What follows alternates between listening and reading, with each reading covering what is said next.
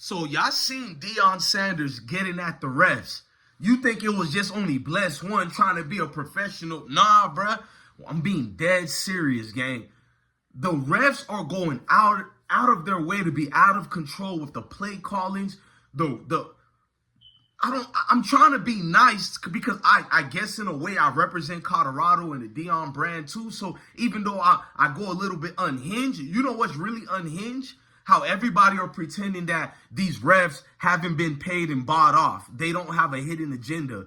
Because even if it's not them getting paid, a lot of humans have personal biasness. Let's just be honest with you. It was so displayed. Out of all the games, the last game I got to see of the worst ref behaviors was last year against Colorado State. Of course, this year too against Colorado State, but the worst.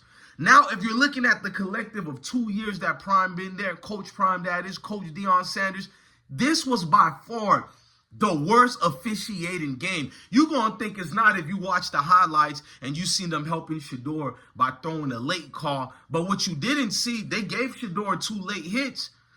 And people might be like, oh, the refs did a good job for Colorado. Nope. They missed like 4 other late hits, 5 pass interference that could go for 7 pass interference, but I'll give you a fairness and say 2 of them could be loopholes, but 5 visible pass interference. Am I lying? Or it seems that if you want to stop Travis Hunter from making a catch, getting any receiving receptions, all you got to do is pass interference him, because most of the time the refs ain't going to call it at all. If you pass interference Travis Hunter 4 times, I'm just talking about one individual doing it. Forget about the multiple other people doing this. If just one dude pass interference Travis Hunter, bro, 5 times, maybe only once the ref will call it. Now, what am I talking about? The Texas Tech's game, going to be known as the worst officiating game of the year.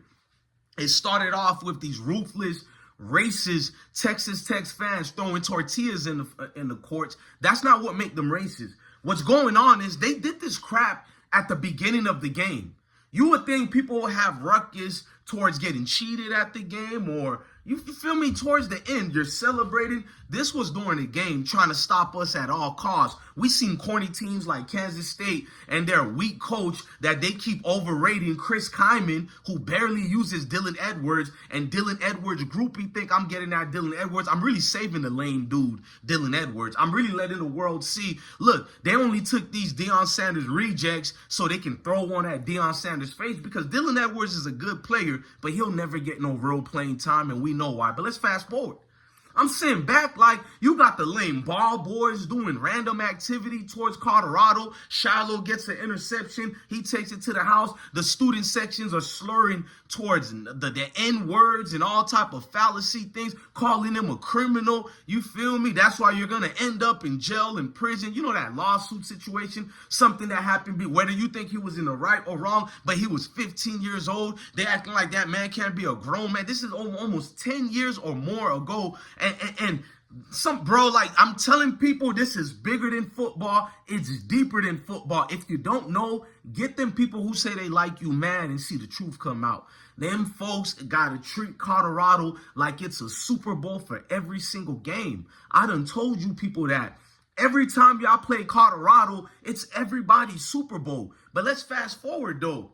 So the officiating was atrocious. It went from throwing tortillas on the field, from Gator bottles or anything they had in their hands, they was throwing on the fields. They was throwing at the players. And if them players didn't have any helmets on, people could have gotten hurt. But even with the helmets, what about the 20/20 vision? What about the cornea in the eyes? And we know people who have lost their visions for less. What if one of them projectiles hit the people in their eyes, bro? You feel me? We were more protected in Iraq getting projectiles thrown at us compared to what them Colorado. In fact, I take that back. Sorry to all my veterans out there. I'm a veteran. I should know better. I don't want to be one of these corny people comparing veterans and military life to real life. It's not the same thing. I take that back. My apologies. Don't roast me yet. Sorry, vets. I take that back. My bad. DJ Bless One knows better. But you get the gist of what I'm saying. It was unbecoming of a football game.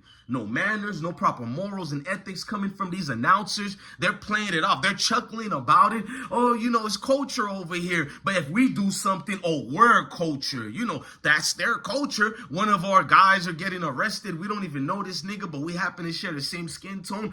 That's their culture. But that's not their culture. I thought I seen some white hoods come on, bro.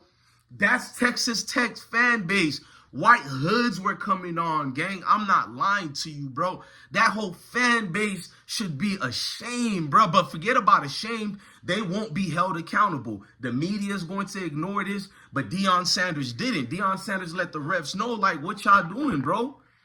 Deion Sanders, somebody calling my phone while we're doing this. Deion Sanders let all the refs know, like, bro, this is unacceptable. Remember during the first quarter, the on-field reporter talked to Deion Sanders at the end of the first quarter, and Deion is basically, he didn't say this verbatim, but he was basically alluding to the fact with the reporter that, listen to me, man. I'm trying my best not to complain, but you know, these refs over here, man. So he's basically saying these refs ain't doing their job. They're not handling things. He don't want to be a complainer. Deion never complains about the ref. We do that for him. We see the cheating and all that. This was the first time that Deion Sanders talked about the refs. Watch all these Jason Whitlocks of the world, and Jason knows me, and I'm cool with him on certain topics, not on certain other topics. He'll tell you, I know DJ Bless One. We've had conversations plenty of time. Shout out to Jason Whitlock. But at the end of the day, guys like him are going to make Deion Sanders seem like some protest victim or whatever. And that's not the case at all. It's like, my guy, we're trying to throw passes and they're throwing goddamn tortillas on the field.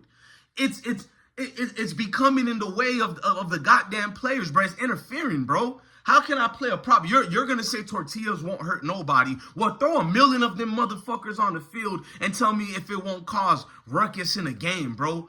And you see how they move the goalposts, the haters of Deion Sanders and the haters of, you feel me, Colorado Buffaloes, bro? They move the goalposts at anything that can fit their narratives. Because in the same breath that they'll say they don't see anything wrong in what Texas Tech did, the next game would be some type of university like Jackson State. You'll see a highlight of a Rutgers, a micronism of one. They'll have all these terminologies about us, Pookies and Ray Rays and Okishas, and oh, look at them, they're subhumans. This is their culture. You know the typical thing they say in the comment section. What's the main ones they say about us? The usual suspects. As if they're so above reproach and they can't be criticized for the wickedness they do. As if their history hasn't been plagued in such. You feel me? And I'm not trying to get into that. But it's like, let's not play semantics here, man. A spade is always going to be a spade. No matter what type of angles you try to twitch that bitch, it's still a spade. I don't care if you speak in a certain vernacular and you can articulate yourself. No, a bitch-ass nigga is still going to be a bitch-ass nigga, regardless of how you flip it. If you're an unruly, uncivilized type of population, no matter how you try to word it and call it culture and tradition, your society is one that's foul and wicked. It is what it is. That's what I seen at the Texas Tech game. The refs have absolutely been bought and paid. No exception. The refs have been bought and paid. You can clearly see it as rays of sunshine. The refs are the worst thing that I've seen to date when it comes to college football or in the NFL. Either with that, the Ravens Super Bowl game against the 49ers. I'm not going to get into that right now. You feel me?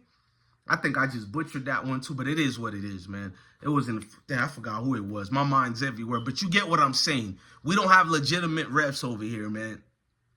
If you guys, even the people who, I've seen people on Twitter who don't even like Deion Sanders and them and go, damn, this is allowed? Everything being thrown on the field. No cops arresting nobody?